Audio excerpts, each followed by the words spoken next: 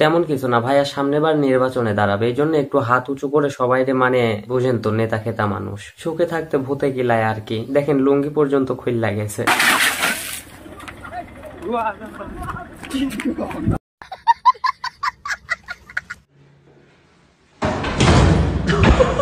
সে না হয় নির্বাচনে দাঁড়াইবে বুঝলাম, কিন্তু ভাই তুই কিসে দাঁড়াবি? তুই এমন করতেছস কেন? মেরকি বিরা মরছে নাকি? কত সুন্দর দাঁড়ায় আছে, দাঁড়ায় থাকতে থাকতে মনে হয় আবার শয়তানে কাতু কুতু দেয়।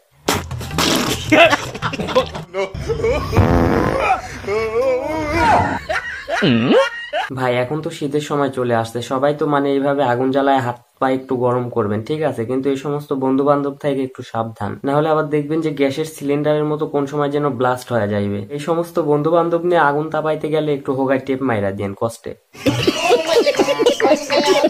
আমি তো প্রথমে মনে করছিলাম যে মনে হয় স্টারলিংকের রকেট এটা।